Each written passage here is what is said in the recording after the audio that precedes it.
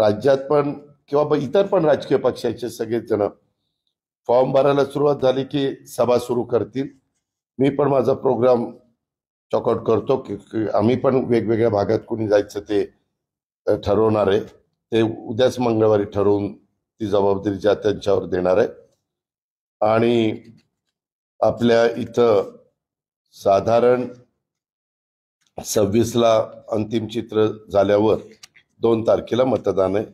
अशा प्रकारची ती एकंदरीत परिस्थिती. पण मध्ये गॅप मात्र मोठा आहे. अर्थात नगरपालिका नगरपंचायतीमध्ये जरी 20 प्रभाग किंवा 17 प्रभाग असे काही असले तरी मतदारांची संख्या फार काही नसती तुलनात्मक लोकसभा विधानसभेला असती तशी. आता आपल्याच बारामतीतलं जर बघायचं म्हटलं तर 1 नंबरला मतदारांची संख्या 6,500 आहे, पण 2 नंबरला 3500 आहे, 3300 आहे, 3900 असं आहे. म्हणजे सगळ्यांना ते चिन्ह पोचेपर्यंत कुठली अडचण येईल असं मला वाटत नाही बारामतीमध्ये. आणि नगरपंचायत झाल्यानंतर माळेगावमध्ये पण मोठ्या प्रमाणावर कामं करण्याचा प्रयत्न आम्ही महायुतीच्या सरकारच्या माध्यमातून केलेला आहे. हे पत्रकार म्हणून आपण पण जाणता. आणि अजूनही आमची बरीचशी कामं पाईपलाईनमध्ये, अजूनही वेगवेगळ्या प्रकारच्या समस्या, म्हणजे सोलरवर बारामती शहरामध्ये स्ट्रीट लाईटला लागणारी जेवढी वीज लागते ते पण मी आता प्रोजेक्ट हातामध्ये घेतलेला आहे. अशा पद्धतीनं बऱ्याच गोष्टी आम्ही त्या बाबतीमध्ये करतोय. तसंच मला दुसरं एक तुम्हाला सांगायचं होतं, हे झालं येणाऱ्या निवडणुकीच्या बाबतीत. बाकीची पण जबाबदारी जेजुरीची, सासवडची, फुरसुंगी उरळी देवाची किंवा इकडं दौंड, इंदापूर, शिरूर, खेड म्हणजे राजगुरुनगर, चाकण, आळंदी, तळेगाव, दाभाडे, वडगाव, मावळ, लोणावळा, इकडं भोर, तिकडं जुन्नर, आता नवीन मनसर झालंय. अशा वेगवेगळ्या निवडणुका होणार आहेत. त्याच्याबद्दल पण आम्ही सगळेजण लक्ष ठेवून आहोत. आणि राज्यात पण चाललेलं आहे तिथं पण आम्ही पण लक्ष ठेवून आहोत, आमचे मित्रपक्ष पण लक्ष ठेवून आहेत आणि समोरचे विरोधक पण लक्ष ठेवून. हे मला आपल्या सगळ्यांच्या निदर्शनास आणून द्यायचं होतं. दुसरं, मधल्या काळामध्ये काही घटना घडल्या त्याच्याबद्दल स्पष्टपणे मी माझी भूमिका मांडली आणि त्याच्याबद्दल इन्क्वायरी पण सुरू झाली, FIR पण दाखल झाली ज्यांच्या सह्या आहेत त्यांच्यावर, आणि चौकशी पण सुरू केलेली आहे. 1 महिन्याची मुदत मुख्यमंत्री महोदयांनी दिलेली आहे. आणि त्यावेळेस सगळं वस्तुस्थिती काय ती जनतेच्या समोर येईल. 1 रुपयाचा व्यवहार न करता नुसते आकडे लिहून कसा कागद होऊ शकतो ते आजपर्यंत मला काही कळलेलं नाहीये. आणि त्याच्यामुळे मी पण आश्चर्यचकित झालो की असं कसं, ज्या रजिस्टर ऑफिसच्या व्यक्तीनी हे नोंदणी केली त्यांनी कशामुळे ही नोंदणी केली, काय त्याला असं घडलं की त्यांनी चुकीचं काम केलं, अशा सगळ्या गोष्टीचा वस्तुस्थिती आपल्याला महिन्यांनी कळेल. कारण सगळे चांगले अधिकारी मुख्यमंत्री महोदयांनी त्या कमिटीवर नेमलेले आहेत. ते सुरू झाल्यावर पत्रकार मित्रांनो काय होतं, निवडणुका जवळ झाल्या की आमच्यावर आरोप सुरू होतात, कुठनं तरी काहीतरी. मागेही तुम्हाला आठवत असेल की असाच 2009ला का 8ला 70,000 कोटीचा आरोप झाला. त्याला कुणाकडनं घडलं आणि त्याच्यामध्ये काही त्याच्यावर आरोप झाले तर एक वेळ आम्ही समजू शकतो. परंतु सकाळपासून रात्री उशिरापर्यंत लोकांची कामं करायची, पारदर्शकता कशी राहील ते बघायचं, नियमाला धरून करायचं, संविधानाने सांगितलेल्या सगळ्या गोष्टीचा आदर करायचा, घटनेचा कायद्याचा पूर्णपणे कुठेही तिथं चूक होणार नाही हे बघायचं. आणि ते झालं की लगेच बारामतीतल्या कुठल्या जमिनीचा काढला ते बळी पडता कामा नये, हे मी स्पष्टपणे सगळ्या माझ्या क्लास 1, क्लास 2, क्लास 3 या सगळ्या अधिकाऱ्यांना पण आवाहन करतो. आणि IAS IPS ऑफिसर जे कोणी वरिष्ठ अधिकारी आहेत त्यांना पण सगळ्यांना आवाहन करतो. कार्यालयामार्फत जमीन मिळणे कामी खरेदी विक्री संघाने प्रस्ताव दिला होता, कधी 94 साली. नंतर 4थ्या महिन्यात म्हणजे पुढच्याच मार्चला प्रस्ताव दिला. एप्रिलला ग्रामपंचायत मिळत होती, त्यांनी शासकीय जागा मिळवा ठराव मिळावा असं मागणी आम्ही म्हणजे संघाने केली. 15/4ला विषय नंबर 7 मध्ये ती 5 एकर जागा देण्याबाबतचा ठराव झाला, कारण ग्रामपंचायतीच्या हद्दीत जागा पाहिजे असेल तर त्यांचा ठराव लागतो. 11/5/94ला 2 महिन्यांनी त्याची सर्व कागदपत्रांची पूर्तता करून प्रस्ताव जिल्हाधिकाऱ्याकडे सादर झाला. तहसीलदारांनी काही प्रस्तावातील त्रुटी पूर्ण करण्याबाबत पत्र संघाला दिलं. 5 एकर जमीन उपलब्ध करून देण्याबाबत कालावधी गेला आणि 22ला पुन्हा 2001ला ही मेडल गावातील गायरान जमीन संस्थेच्या व्यवसायासाठी देण्याकरता शिफारस पत्र आलं आणि तशा पद्धतीनं ही जमीन माझ्या माहितीप्रमाणे त्याची किंमत त्यावेळेस ठरवली 2003ला बरं का, 1.5 लाख रुपये. तुम्हालाही माहिती आहे की त्यावेळेस जमिनीचा दर काही एवढे नव्हते तिकडच्या, आणि तिथं तर मला वाटतं कमरे एवढा खड्डा होता. म्हणजे मी नंतर कितीतरी मुरुम टाकून ते सगळं भरून घेतलं, संघाला मदत केली होती मी त्यावेळेस.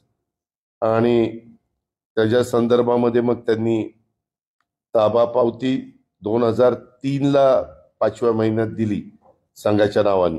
म्हणजे मागणी केली 94/3ला मार्च 3ला आणि झालं 2003ला, म्हणजे 9 वर्ष त्याला गेली. आणि त्याच्यानंतर मग ते एने, आता एनेच्या बद्दल तर आम्ही निर्णय घेतला, आता एने काढूनच टाकलं. त्या एनेच्या बद्दल एवढ्या तक्रारी यायच्या, आता एने प्रकरणच ठेवलेलं नाही राज्य सरकारने. आता 2020 मध्ये मला असं वाटलं की तिथं आता जरा पंप करावा, कारण बारामती वाढली, एक गोडाऊन करावं, मंगल कार्यालय करावं, असं काय काय काय काय आमचं ठरलंय. तशा पद्धतीनं झाडं लावली, बाकीच्या सगळ्या गोष्टी केल्या, पण त्याचंही काहीतरी काढलं होतं म्हणे. माझी विनंती आहे की जर त्याच्यामध्ये पुरावे असतील, कागदपत्रांचे सगळे दाखले असतील आणि चुकीचं झालेलं असेल तर जरूर चौकशी झाली पाहिजे, कारण हे कायद्याने नियमानं चाललेलं सरकार आहे आणि यंत्रणेने तशाच पद्धतीचं काम केलं पाहिजे. पण आता बऱ्याच कुठल्या कुठल्या जमिनी काढतात आणि त्यांच्या नातेवाईकांनी असं केलं, यांच्या स्वतः अजित पवारांनी असं केलं. मी कालही चुकीचं कुठलं केलं नाही, आजही केलेलं नाही, उद्याही करणार नाही, एवढंच मला सांगायचं. राज्यात महायुती एक संघ लढणार आहे का? प्रत्येक ठिकाणी त्याच्याबद्दल मुख्यमंत्री देवेंद्रजी, तसंच एकनाथरावजी, तसंच सुनील तटकरेजी, रवींद्र चव्हाणजी आणि काही एकनाथरावांनी ज्यांना चर्चा करण्याचा अधिकार दिला ते कदाचित उमेश सामंत आणि काही कोणी असतील, त्यांच्या संदर्भातली याची चर्चा होईल. आम्ही एक सांगतो की बाबा सगळ्यांनी एकत्रपणे राहून लोकांच्या समोर गेलं पाहिजे. पण मागे आम्ही 15 वर्ष आघाडीमध्ये काम केलं, त्यावेळेस जो तो पक्ष जिथं त्याची ताकद असेल तिथं स्वतंत्र लढण्याचा प्रयत्न करत असतो. जिथं स्वतंत्र लढल्यानंतर मताची विभागणी होऊन फायदा होणार नसेल तर तिथं एकत्रपणे आजपर्यंत जे ते लोक गेलेले आहेत. आताही आमचा प्रयत्न चाललेला आहे की मताची विभागणी न होता, जसं आमचं एनडीएचं सरकार केंद्रात आलं, राज्यामध्ये युतीचं सरकार आलं, तसं चांगल्या पद्धतीनं विकासाची कामं होण्याच्या दृष्टिकोनातून त्या त्या भागामध्ये जनतेने महायुती सध्या सत्तेवर असल्यामुळं महायुतीला सहकार्य करावं. शेवटी तो जनतेचा अधिकार आहे. बारामतीत भाजपनं तयारी केली लढायची, मी सांगितलं ना, आम्ही आव्हान करतोय, तयारी करायची. प्रत्येक जण आपापला ताकद आजमावण्याचा प्रयत्न करतो. प्रयत्न करणं आपल्या हातात आहे. यश आलं ठीक, नाही यश आलं तर ज्या गोष्टी घडतील त्याला सामोरं जायचं. बारामतीवर बंदी असताना देखील मातोश्रीच्या आजूबाजूला ड्रोनच्या घेतल्या जातात, त्याचा व्हिडिओ देखील बाहेर आलेला आहे. हे तपासाचा भाग आहे. त्याची तक्रार पोलीस खात्याकडे केली पाहिजे. पोलीस खातं याच्यावर कंट्रोल करतं. नजर ठेवली जाते अशी चर्चा मोठ्या प्रमाणात. माहित नाही, मी काही नजर ठेवली नाही. दादा, बारामती नगराध्यक्ष पदाचे उमेदवार जय पवार असणार अशी चर्चा आहे. मी पण ती चर्चा ऐकली. मला आज पण बरेच जण म्हणाले, परंतु तसं काही होणार नाही. दादा, खरं तर 10 दिवस राहिलेले आहेत, अजून कुठलाही निर्णय नाही. भाजपच्या सूत्रांकडून असं कळतंय की कशाला 10 दिवस राहिले? तिथल्या स्थानिक परिस्थितीनुसार त्या परिस्थितीनुसार आघाडी करा असं भाजपने बैठकीत सांगितलेलं आहे. तर अजून कुठलाही मी आपल्याला पहिल्यांदाच सांगितलं की हे राज्याच्या स्तरावर, हे जिल्ह्यात सोडून जिल्ह्याला, तालुक्याला तिथली राजकीय परिस्थिती प्रत्येक ठिकाणची वेगळी असते. तिथं अधिकार दिले जातात. आता महायुती आहे. एखाद्या ठिकाणी आमच्या 3 पैकी एखादा पक्ष स्ट्रॉंग असेल तर त्यांनी आपल्या मित्र पक्षांना त्यांच्या साधारण एक समाधान होईल, एक व्यवस्थितपणे सन्मान होईल. समाधान म्हणण्यापेक्षा सन्मान होईल अशा पद्धतीनं जागा वाटप झाल्या तर मग प्रश्न येत नाही. अर्थात तो ज्याचा त्याचा अधिकार. आणि नेहमीच मतदान 2 तारखेला आहे, 2 डिसेंबरला, आणि आज तारीख 9 आहे. अजून बराच दिवस आहे. नगरपालिका किती असती, नगरपंचायत किती असते तुम्हाला माहिती. महानगरपालिकेला मोठ्या असतात, जिल्हा परिषद मोठ्या असतात. दादा, तुम्ही आता बोलताना असं म्हणाला की निवडणुका आल्या की आम्हाला सातत्याने बदनाम केलं. नाही, बदनाम नाही, तसं नाही. अश्लील प्रकरणं निघतात. आता ह्याही प्रकरणात तुम्ही जर तसं बघितलं तर ह्या प्रकरणाचा कागदच होऊ शकत नाही. हे आकडे तुम्ही 300 कोटी 1800 कोटी वगैरे जे काही आपण बघितलं, 1 रुपया कुणाला दिला नाही आणि काही नाही, त्याच्यात काय अर्थच नाही ना. पण आता मी जास्त त्याच्याबद्दल बोलण्यापेक्षा चौकशी होऊ द्या. चौकशी झाल्यावर सत्य बाहेर येईल. समोर भूमिका मांडताना दिसत नाही असं देखील आरोप केला. मी मांडली, त्याचा बापाने मांडली ना. सुरुवातीला हा व्यवहार ज्यावेळेस झाला त्यावेळेस सुरुवातीला म्हटला की या व्यवहाराशी माझा संबंध नाही. यानंतर एक मिनिट काय होतं, मी म्हणून तुमच्याशी जरा बोलायला, कारण तुम्ही काही कसलेही प्रश्न विचारता. त्यावेळेस मी असं म्हणलो होतो की मी उद्याच्याला मात्र संध्याकाळी, म्हणजे मी सगळी माहिती घेऊन तुमच्याशी बोलीन. आणि त्या दिवशी बोललो, दुसऱ्या दिवशी संध्याकाळी बोललो. कारण आपल्याला ज्या गोष्टीची अजिबातच माहिती नव्हती ती माहिती घेतल्याशी मी बोलतो. अजित पवार म्हणून पण बोलतो, परंतु तुम्ही लावताना राज्याचे उपमुख्यमंत्री अजित पवार असं म्हणले. मी जरी म्हणलो आता मी एक नागरिक म्हणून बोलतो, तरी तुम्ही सांगताना काय म्हणणार, हा उपमुख्यमंत्री स्टेटमेंट केलं म्हणणार ना. त्याच्यावर मी सांगितलं होतं आणि मी केलं ना. दुसऱ्या दिवशी स्टेटमेंट केलं, लगेचच ते काय ते कॅन्सलेशन केलं, त्या कंपनीची माहिती घेतली, सगळं काही केलं. पार्थ पवारांनी चुकीची भूमिका घेतली असली त्यांना पाठीशी घालण्याचं काम नाही. परंतु जी त्यांनी आता जी प्रकरणाची चौकशी होती, सिडकोचा देखील 5,000 कोटींचा घोटाळा. मला त्याबद्दल काय बोलायचं नाही. मी फक्त ह्याच्या संदर्भामध्ये माझं डायरेक्ट ब्लड रिलेशनच तिथं होतं, म्हणून मी सांगितलं की ही चौकशी व्यवस्थितपणे झाली पाहिजे. मुख्यमंत्र्यांनी पण ते ताबडतोब सूचना दिल्या, त्याच्यामध्ये GR पण काढला आणि चौकशी झाली. त्या दिवशी मला वाटतं नोंदणी कार्यालयावर धाड पण पडली, म्हणजे पोलिसांनी रेड पण टाकली कागदपत्र वगैरे जमा करण्याच्या करता. असं या प्रकरणामध्ये पहिल्यांदा खरेदी करत नाकारलं होतं साहेब निबंधकांनी, असं एक तक्रार आहे कोथरूडच्या एका नागरिकाने केलेली. आणि त्याच्यानंतर त्यांनी ती तक्रार दाखल केली, परत याची चौकशी होती. 300 कोटीच्या संदर्भामध्ये त्यामध्ये भरली नाही. कोथरूडमधून तक्रार झाली. मी आपल्याला सांगू का साहेब, मी काय मगाशी म्हणलं, ह्या राज्याचं ACS additional chief secretary revenue आणि राज्याच्या 12 कोटी जनतेच्या मुख्यमंत्र्यांनी सूचना केली की त्यांच्या अध्यक्षतेखाली चौकशी करायची आणि काय काय त्या चौकशीमध्ये आलं पाहिजे हे सगळं सांगितलं. पुन्हा तेच विचारताय तुम्ही. आता ती चौकशीमध्ये त्यांनी करताना ज्याला कोणाला काय माहिती असेल त्यांनी द्यावी तिथं. पुण्यातील 22 बसपांची देखील चौकशी होणार आहे. अरे जे काय त्याच्यामध्ये त्यांनी काय सांगितलंय, माझ्याकडे आता तो कागद नाही, मी काल प्रेसला वाचून दाखवला की अशा प्रकारच्या पुन्हा चुका घडणार नाही म्हणून काय काळजी घेतली पाहिजे, काय खबरदारी घेतली पाहिजे शासन म्हणून. म्हणजे आमचा नोंदणी विभाग असेल किंवा संबंधित अधिकारी असतील त्याची चौकशी चौकशी झाल्यानंतर त्याचाही रिपोर्ट ते देतील ना, कारण त्याच्यात विभागीय आयुक्त पण आहेत, कलेक्टर पण आहेत, जौमोद्दी आयुक्त पण आहेत, असे बरेच जण आहेत.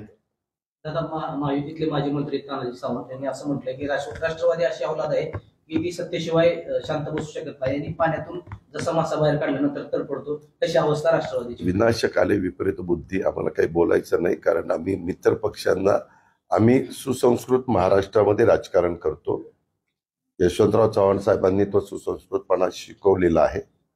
दुसऱ्यांनी वेडेपणा केला, असे काही बेजबाबदार आरोप केले म्हणून आपण त्याला उत्तर देऊन लगेच तुम्ही आहेच ना तानाजीराव सावंत, आपण असं म्हणलं, अजित पवार असं म्हणलं, आता तुमचं काय म्हणणं? तुम्हालाही मीडिया चालवायचा असतो, 24 तास काहीतरी दाखवायला पाहिजे ना, त्याच्यामुळे मला काही त्याच्याबद्दल बोलायचं नाही. नगरसेवकांची संख्या बारामतीमध्ये मागच्या तुलनेत वाढलेली आहे आणि आपल्यावरती राज्याची जबाबदारी आहे, तर कसं काय कसली इच्छुकांची संख्या मोठी आहे, नगरसेवकांची संख्या जास्त आहे, एकंदरीत राज्यातलं चित्र, तर प्रचाराचं नियोजन कशा पद्धतीने असतं ते माझं मी करतो, काळजी करू नका. असं कुणी पण, तू जरी एखाद्या पक्षाचा नेता असेल तर मी असं नियोजन करणार. कधी राजकीय लोक कार्ड सगळे ओपन करत नसतात, त्या त्यावेळेसची परिस्थिती बघून त्या त्यावेळेस निर्णय घेत असतात. दादा मूळ जागा जी आहे ती महात्मा फुलेंच्या मालकीची ऐतिहासिक होती, मात्र कुठली? कृषी विद्यापीठाकडे पण होती. कुठली? हे कालच्या प्रकरणातली. अरे आता पुन्हा पुन्हा कशाला काढतात? त्याची चौकशी होणार आहे ना बाबा, चौकशीच होणार आहे. मगापासून तेच सांगतोय, तेच उघडायचं आहे. दादा बारामतीत खरेदी विक्री संघाच्यावर जसा आरोप झाला तसंच तुमच्या सोनगावच्या जमिनीबाबत देखील परवाच्या पत्रकार परिषदेमध्ये उल्लेख झाला होता. मग मी सांगितलं ना, त्याची चौकशी करा. जर कुणी चुका केल्या असतील तर त्याच्यावर FIR दाखल करा आणि जी काही कारवाई असेल ती करा. काय अडचण? खरेदी विक्रीचा दस्त नोंदवताना सहाय्यक निबंधकाला काय लिहिलं तरी सुद्धा त्यांच्या परवा मला माहित नाही बाबा, कुठलं विचारतोय तू? नाही, त्याच्यामध्ये आता शेवटी जे कारवाई ज्या डिपार्टमेंटनी केली, काहीतरी त्यांच्याकडं कागदपत्र आली असतील म्हणून त्यांनी जबाबदार धरला असेल. आता चौकशी समिती सगळ्या गोष्टीची चौकशी करेल ना. दादा बारामती नगर परिषद संदर्भात एक प्रश्न आहे. आपल्याकडे कंत्राटी कर्मचारी आहेत, एक संस्था आहे इंडिका नावाची, ती संस्था पगार चोरी करते कर्मचाऱ्यांचा. तक्रार करा. आता आचारसंहिता लागली, त्याच्यावर आता काही सांगितलं तर आचारसंहितेच्या काळात मतं मिळवण्याच्या करता अजित पवारांनी सांगितलं, डोक्याला ताप नको तिथं. नाही आमचा तो विषय नाहीये. मग आपल्या बारामती शहरामध्ये बाहेरच्या कंत्राटदारी अशा पद्धतीने बारामती नागरिकांची पगार चोरी करतात, हा विषय. हो, विषय आहे. आता मला त्याची चौकशी करता येणार नाही. ती चौकशी करायची म्हटलं तर चीफ ऑफिसरला विचारावं लागेल. आता आचारसंहिता सुरू झालेली आहे. हे सगळं जानेवारीमध्ये संपल्यानंतर आपण एकदा या, मला भेटा, आपण संबंधित अधिकाऱ्याला बोलू आणि चौकशी करू. 1 वर्षापूर्वी मी तुम्हाला हाच प्रश्न केला होता, तेव्हा तुम्ही संबंधित मुख्याधिकाऱ्यांना सांगितलं होतं, त्याच्यामुळे काही कारवाई. त्याची बदली झाली, आता नवीन आलाय, आता परत या.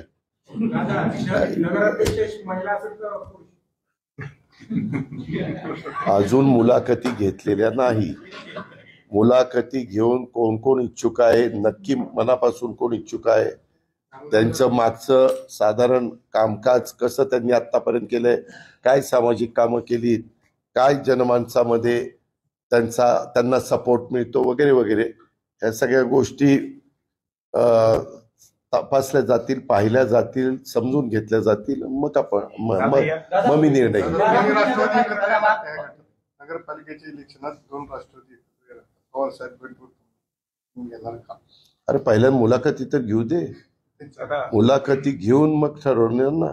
दादा यावेळेस नवीन चेहऱ्यांना बऱ्यापैकी संधी मिळेल का राष्ट्रवादी पवार? मुलाखती घेतल्यानंतर त्या मुलाखतीमध्ये म्हणजे प्रश्नाची जाण असणारे उत्तर व्यवस्थितपणे. आज पण काही जण आले, काही प्रश्न विचारले तर काही सांगता आलं नाही त्यांना. काही म्हणजे नाही, तुम्ही तिकीट द्या, मग निवडून आल्यावर करतो दादा सगळं. झाले दादा, काय झाले, काय प्रभागामध्ये नगरसेवक 5-5 वर्ष तोंड दाखवलेले नाही, ते राष्ट्रवादीचे देखील आहे. त्यावेळेस कसं नागरिक म्हणतात की कसं का कुणीच मन कवडा नसतो. उद्याच्याला अनेक खासदार आमदार लोकप्रतिनिधी निवडून जातात, ते पुढे 5 वर्ष चांगलंच काम करतील असं कोणी खात्रीनं सांगू शकतं का? नाही. त्या निवडून गेलेल्या व्यक्तींनी पण तसं काम केलं पाहिजे आणि लोकांनी पण विचारपूर्वक असणाऱ्या उमेदवारांच्या मधनं बाबा दिला आपल्याला बाबासाहेब आंबेडकरांनी अधिकार, तो व्यवस्थितपणे समाजाचं भलं करणारा आहे का, सगळ्यांना बरोबर घेऊन जाणारा आहे का, जातीय सलोखा ठेवणारा आहे का, ह्या सगळ्या गोष्टी बघायच्या असतात. बारामती शहराची लोकसंख्या पाहिली तर बारामती शहरामध्ये जवळपास 50% अधिक ओबीसी आहेत. मग असं असताना यावेळी सर्वसाधारणमध्ये ओबीसीला नगराची पदाची संधी आपल्या पक्षाच्या माध्यमातून दिली जाणार का? कारण गेल्या काही मी मुलाखती घेतल्याशिवाय मी काही त्याबद्दल सांगणार नाही. पत्रकार मित्रांनो, तुम्हाला माहितीये 2016ला निवडणुका ज्यावेळेस झाल्या त्यावेळेस ती ओबीसीला जागा होती, तरी देखील आम्ही त्या काळात महिला एक आम्हाला ऍक्टिव्ह वाटली, आम्ही दिली. बारामतीकरांनी निवडून दिलं, त्यांनी 5 वर्ष काम केलं. त्याच्यावर आता मला अजून उमेदवारच नक्की कोण कोण आहेत त्याची आज काही भेटले, पण माझी जी कामाची पद्धत आहे, आज गेले 35 वर्ष मी किती निवडणुका केल्या, किती आमदारकीची तिकीट दिले, खासदारकीची तिकीट दिली, मंत्री केले, राज्यमंत्री केले, अनेक जणांना केले ना, केले का नाही केले. मग त्याच्यामध्ये थोडंफार आम्हाला जरा त्याच्यातलं काही गोष्टी माहिती आहेत, त्या मी गुरुवारी हे करून एवढ्या आपल्या महत्वाच्या बारामतीचं प्रतिनिधित्व करत असताना ती व्यक्ती प्रथम नागरिक आहे, म्हणजे उद्याच्याला आपण जी काही निवडून देणार आहे, किंवा नगरपंचायत माळेगावला पण तीच गोष्ट आहे, तर त्या पद्धतीने मी करीन. जरा नगराध्यक्षपदासाठी मोठ्या प्रमाणात इच्छुक आहेत, तर कोणते निकष नगराध्यक्षपदासाठी लावणार? माझ्या मनाला जे योग्य वाटतील ते निकष. दादा विरोधकांकडून सारखे मागणी होती. पार्थ पवारांनी